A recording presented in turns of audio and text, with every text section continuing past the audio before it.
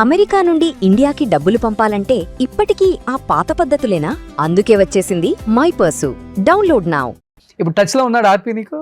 ఉన్నారు అంటే మొన్న కూడా వన్ ఆఫ్ ద రీజన్ ఆర్పి వల్ల కూడా నువ్వు బయటకు వెళ్ళిపోయావు అంటుంటారు. నిజంగా నాకు తెలియదు నిజమేంటో. ఆర్పి టచ్ లో ఉన్నాడా? ఉన్నారు. నేను వైజాగ్ లో నెల్లూరు పెద్దారెడ్డి ఓపెనింగ్ కి పిలిచారు, వెళ్ళాను. అప్పుడు ఉన్నా, కాంటాక్ట్ లో ఉన్నా. దాన్నే ఉంది. మణికొండలో కూడా అందరూ వచ్చారు. అంటే అందరూ తిట్టించుకొని కూడా వచ్చారు మళ్ళీ. అంటే అదే అన్న, ఎండ్ ఆఫ్ ది డే అదే ఇంటర్నల్ బాండింగ్స్ వేరే ఉంటాయి కదా. మళ్ళీ అప్పుడు ఏమైనా ఐడియాలజికల్ డిఫరెన్సెస్ వేరే ఉండొచ్చేమో కానీ పర్సనల్ బాండింగ్స్ వేరు కదా. ఏది కాల్ చేయి ఒకసారి ఆర్పికి. ఇప్పుడా ఎదుగుదరలేదు, ఎత్తుతాడు లేడు అంటే లేదా? అలా కాదు, ఆయన బేసిక్ గా ఏదో ఒక వర్క్ లో ఉంటారు కదా. నువ్వు మంచి రైటరు కదా మహి. ఇప్పుడు నువ్వు చేసినా చేయకపోయినా నీ సజెషన్స్ తీసుకోవడానికి కాల్ చేసే వాళ్ళు ఎవరు లేరా టీమ్ లీడర్స్? ఈ పంచుల మీద కానీ లేకపోతే లైన్స్ మీద? ఇప్పుడు నాకు ఎవరైనా దేనికైనా ఫోన్ చేస్తారంటే ఫర్ ద పర్పస్ ఆఫ్ ఏదైనా వాళ్ళది ఏదైనా మూవీ ఏదైనా చేసింది రిలీజ్ అయితే దాన్ని ఇట్లా సుధీర్ కాల్ చేస్తుంటాడా? సుధీర్ అన్న ఎప్పుడు చేయరు, బట్ కలిసినప్పుడు చాలా బాగా. సుధీర్ ఫోన్లు కూడా ఎత్తాడంటుంటారు, నిజమేనా? ఎత్తరా?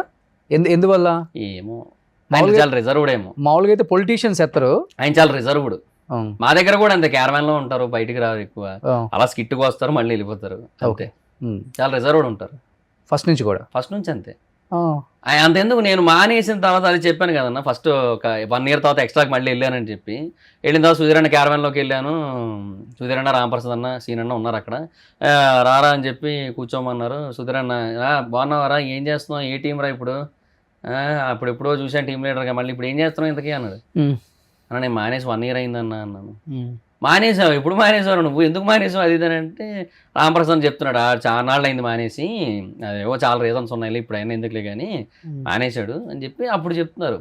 అంటే ఆయన అంత అప్డేట్లో ఉండరు, కాంటాక్ట్లో ఉండరు అంతే.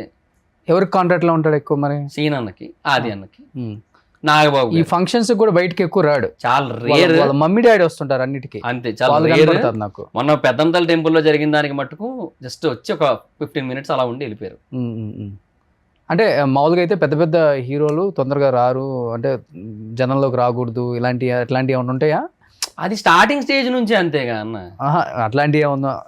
అలా ఎక్కువ ఫ్యాన్స్ కలవకూడదు, లేకపోతే ఫ్యాన్స్ మధ్యలోకి రాకూడదు, అందరికి కనిపిస్తే స్టార్డమ్ తగ్గుతుంది, అది మెయింటైన్ చేయాలి. మిగతా హీరోలు మెయింటైన్ చేస్తుంటారు, అల్లు అర్జున్, ప్రభాస్, ఇట్లాంటి వాళ్ళు మెయింటైన్ చేసినట్టు మనం కూడా మెయింటైన్ చేయాలి. ఇలాంటిది ఏమైనా ఫీల్ అవుతుంటాడా? ఏం అలా ఎప్పుడు నాకు అనిపించలేదు. సుధీరన్ ఎప్పుడు అలా అనుకోరని అనుకుంటున్నాను నేను. నా ఒపీనియన్ అయితే మాత్రం ఆయన ఎప్పుడు అలా లేరు, ఎందుకంటే మాతో మాట్లాడినప్పుడు తెలుస్తుంటది కదా. సో ఆ జెన్యూనిటీ ఫీల్ అవుతుంటాం ఆయన మాటల్లో. ఓకే, ఆ కన్సర్న్ అనేది మనకు అర్థం అవుతుంటది. బట్ నువ్వే నా ఫోన్ ఎత్తారు మళ్ళీ. అదే అంటున్నా, నేను చేసా ఒకసారి. ఒక రోజు నేను ఒక లైవ్ పెట్టా, అంటే కంటిన్యూస్ 12 hours లైవ్ పెట్టా. సో ఆ టైంలో మా లైవ్ లో ఏంటంటే జబర్దస్త్ వాళ్ళకి చేయన్నా లైవ్ లో టైం పాస్ అవుతుంది అది అని అన్నారు. సరే అని చేశా. ఉదయం ఎత్తలే, ఆదర్ని ఎత్తారు, చంద్రాన్ని ఎత్తారు, సీనన్ని ఎత్తారు, రావు గారు ఎత్తారు, చంటన్ని ఎత్తారు, అందరూ ఎత్తారు. మరి ఎత్తకపోతే మెసేజ్ కన్వే చేసేది ఎట్లా? ఏదన్నా ఎవరికైనా అర్జెంట్ అవుతుంది, ఒకటి చచ్చిపోతున్నాడు, సుధీరే మంచోడు, సుధీర్కి ఫోన్ చేస్తే హెల్ప్ అవుతుంది, ఫైనాన్షియల్గా ఇప్పుడు బాగా స్ట్రాంగ్గా ఉన్నాడు, అందరి మీద తనే బాగా సంపాదించాడని చెప్తున్నారు కదా. మరి అట్లాంటి వాడు ఏదైనా హెల్ప్ చేస్తారని కాల్ చేస్తారు, ఎత్తరు, ఏంటి ఒక ప్రాణం పోతుంది, అప్పుడు ఏంటి? అదే మనం ఏదో సీనన్న త్రూ అలా ఏమైనా వెళ్ళొచ్చు. ఓకే, సీనన్నతో కాల్ నాకు తెలిసి ఆల్మోస్ట్ ఎక్కడున్నా లిఫ్ట్ చేస్తారు, బాగా క్లోజ్. అంటే ఎంత క్లోజ్ అంటే ఇంకా అసలు మ్యాక్సిమం ఇంకా బాగా జిగిరి దోస్తులు అంటారు కదా, ఇంకా అలా అనమాట. ఏది ఆర్పిక్ చెయ్యి, మాట్లాడి అది చెయ్యాలి ఒకసారి. అసలు ఏం చేస్తున్నాడు? ఇది రింగ్ అవుతుంది. హలో అన్న, ఆర్పి అన్న? కాదండి, రాంగ్ నంబర్. అవునా, ఓకే ఓకే, సారీ అన్న. రాంగ్ నెంబరా? నువ్వెందుకు అంత కష్టపడతావు? నా దాన్ని నేను చేస్తానులే. ఇది ఆయన ఫస్ట్ నెంబర్. ఇప్పుడు నేను చెప్పలుడు. ఏ ఆర్పి గారు, నమస్కారం అండి. నమస్కారం రోషన్ గారు, చెప్పండి. ఏంటండి ఆర్పి గారు, ఎలా ఉన్నారు? బాగున్నా ఫైన్. మీరు? నేను బాగున్నానండి. ఈ మధ్య మీ వీడియోలు చూస్తూ ఉన్నాను, చాలా ఆనందంగా హ్యాపీగా ఫీల్ అవుతున్నాను. ఎప్పటికప్పుడు అప్డేట్ అవుతున్నాము మేము కూడా మీ వీడియోస్ చూస్తూ. సో రాజకీయంగా మీరు ఎమ్మెల్యేనో ఎంపీనో అవ్వాలి, తొందరగా మిమ్మల్ని మినిస్టర్ గా చూడాలి. ప్రోటోకాల్ వెహికల్ సైరన్ మోగుతూ మిమ్మల్ని మీకు కాల్ చేసినప్పుడు మీరు ఆ స్పీకర్ పెట్టి మాకు వినిపించాలని మనస్ఫూర్తిగా కోరుకుంటున్నాను. ఆర్పి గారు కష్టపడుతున్నా, ఏది ఇస్తే తీసుకుంటాం అంతే. అంతేనా? అంతే. ఎంత ఆశించేది ఏమి ఉండదు, కష్టపడమే. ఎంత పిండికి అంత రొట్టె. అంతే అంతే. మన చేతుల్లో ఏం లేదు, మనం కష్టపడ్డ వరకే మన బాధ్యత. సో మీ అభిమాని ఒక అతను వచ్చారు మా ఛానల్ కి. ఇవ్వండి. మీకు వీర విధేయుడు అభిమాని, మీరంటే ఏ పార్ట్ అయినా కోసేసుకుంటారు అనమాట బాడీలో. ఇప్పుడే లైవ్ లో ఉన్నారా? అవును. ఇవ్వండి. మాట్లాడండి ఒకసారి. అన్న హాయ్ అన్న. ఎరా మహిళర్ అన్న బాగున్నారా అన్న? 120 ఎపిసోడ్లు బంధం బానే ఉంది.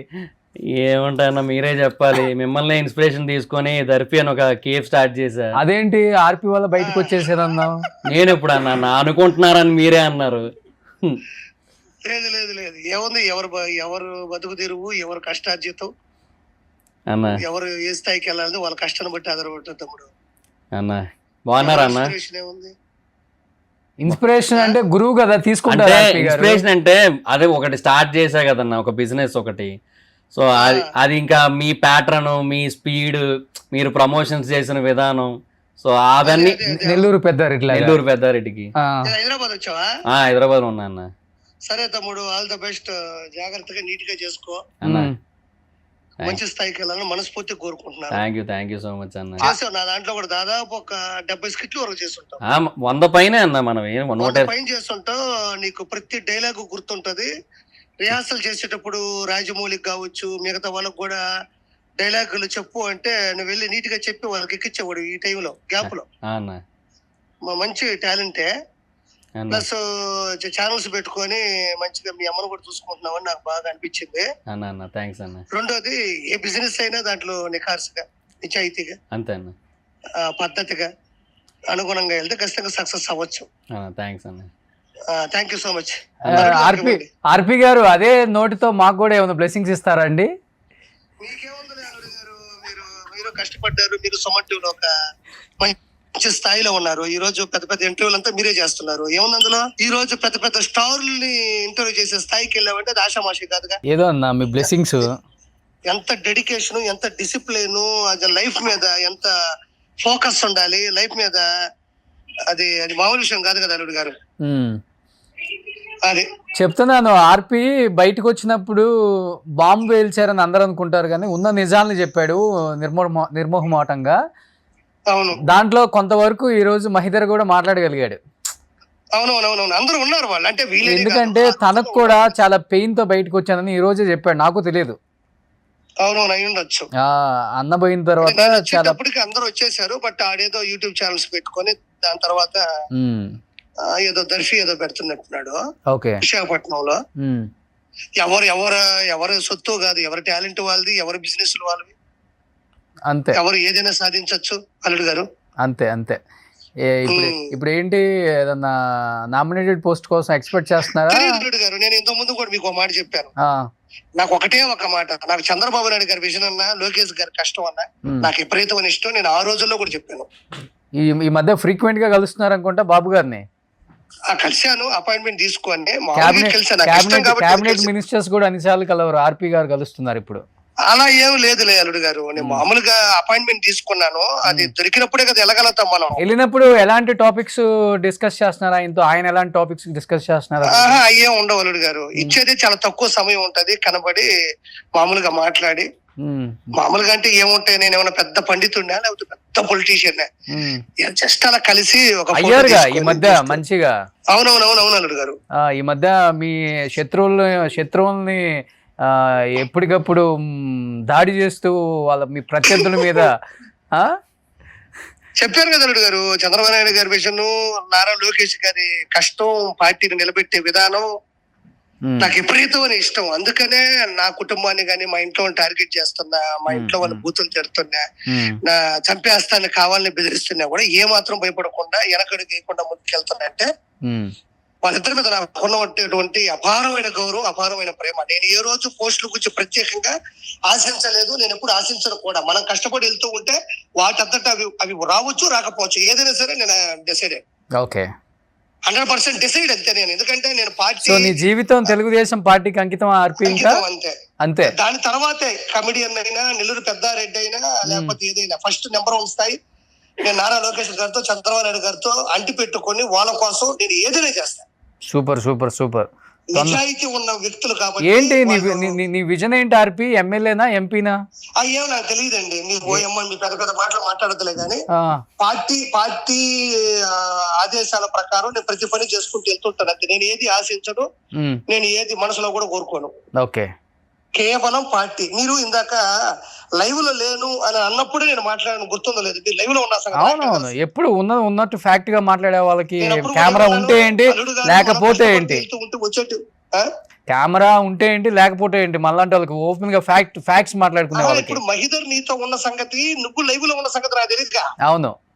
నేను అప్పుడు మీ అత్తగారి చెప్పింది కూడా అదే కదా. నాకు వీటి మీద ఆలోచన లేదు అల్లుడు గారు. 1/2 కేజీ ఆశీస్సులు మీ ఉండాలని కూడా సరదా చేశాను. 1/2 కేజీ ఏంటి, కేజీ పెడతాం. థ్యాంక్ యూ అల్లుడు గారు. మీరు మంచి పొజిషన్ లో ఉన్నాడు. ఆడు కూడా మా తమ్ముడే అవుతాడు. ఆ, ఆడు అంటాను, నేను తప్పుగా అనుకోవద్దు. నేను సరదాగా ఉంటాను లేదు. చెప్తాను. ఆడు ఖచ్చితంగా ఆడు బాగా చూసుకుంటాడు. వాళ్ళ అమ్మని వాళ్ళని బాగా చూసుకుంటాడు. ఓకే ఆర్పి, చాలా కష్టపడుతున్నావు. నిన్ను కూడా ఒక మంచి పొజిషన్ లో చూడాలని మనస్ఫూర్తిగా కోరుకుంటున్నాను. థ్యాంక్ యూ అల్లుడు గారు. థ్యాంక్ యూ కలుద్దాం తొందరలో. ఓకే అల్లుడు. థ్యాంక్ యూ అల్లుడు. ఓకే. ఓకే అల్లుడు. చూసావా, మీ 120 స్కిట్లు చేసినా గానీ ఆయన కొత్త నెంబర్ మీ దగ్గర లేదు, నా దాంట్లో ఉందంటే అంటే ఇప్పుడు కొంచెం వాడు ఏ కొత్త నెంబర్ తీసుకున్నా నాకు ఒక హాయ్ అని మెసేజ్ పెడతాడు. Okay okay. అంటే ఇప్పుడు కొంచెం పొలిటికల్ గా కొంచెం అట్లా అయింది కాబట్టి ఆ, అనిపిస్తుంటదా పొలిటికల్ గా ఆర్పి అన్న మరీ స్టాండ్ ఎక్కువ తీసుకొని? అంటే ఏమో, బట్ అంటే అందరి విషయంలో ఏమో, బట్ ఒక్క రోజా గారి విషయంలో ఏమో కొంచెం నార్మల్ గా ఉండొచ్చేమో అనిపిస్తుంది అంతే, ఒక్క దగ్గర అంతే. ఎందుకంటే ఆమె తన మంచి కోరుకున్న వ్యక్తి కదా. మాకంటే మా జబర్దస్త్ లో మాకు ఆర్పి అన్నకి బాగా సపోర్ట్ ఇచ్చారు ఎవరు? రోజా గారు. రోజా గారు కొంచెం ఆ, అంటే support in the sense skits లోనే, అదే అదే స్కిట్స్ కి కొంచెం ఎక్కువ ఇంటరాక్ట్ అవుతూ ఫన్ ఆవిడ సైడ్ నుంచి కూడా ఇంకా జనరేట్ చేస్తూ, సో స్కిట్ బాగా హైలైట్ అవ్వడానికి ఆవిడ కొంచెం హెల్ప్ చేసేవారు. ఓకే ఎక్కువ ఇంటరాక్ట్ అయ్యేవారు. ఆర్పి అన్న స్కిట్ అంటే బాగా ఎగ్జైట్ అయ్యేవారు, ఓకే ఎందుకంటే బాగా నవ్విస్తాడని ఒక ఫీలింగ్ తో ఓకే. అట్లా ఉండేది. సో తర్వాత ఓపెనింగ్ కి కూడా వచ్చారు. ఇట్లా కొన్ని ఉన్నాయి కదా, అట్లా ఒక్క విషయంలో అనిపిస్తుంది. సో ఆమెనే టార్గెట్ చేశాడు ఈ రోజు. అంతే, అంటే అనేది టార్గెట్ ఇన్ ద కొంచెం సెన్స్ అది ఎలాగో పొలిటికల్ గా తప్పదు. పొలిటికల్ గా ఇంకా మనం 100 అస్త్రాలు వదిలామంటే అది అన్ని వైపులా వెళ్తాయి, అందరి మీదకి వెళ్తాయి, అది వేరు. కానీ ఏమో ఆ అస్త్రాన్ని కొంచెం సాఫ్ట్ గా వదులుంటే బాగున్నాయేమో అనిపిస్తుంది. చాలా మందికి అదే అనిపిస్తుంది. సో తను కూడా తన స్టాండ్ తప్పదు కొన్ని విషయాల్లో కాబట్టి వెళ్తున్నాడేమో, కానీ అంతే. నేను కూడా మరీ అంత ఇది అనుకోలేదు. చూద్దాం ఎలా ఉంటుందో. సుమన్ టీవీలో మీ పర్సనల్ అండ్ బిజినెస్ ప్రమోషన్స్ కోసం కింది నెంబర్కి కాంటాక్ట్ చేయండి.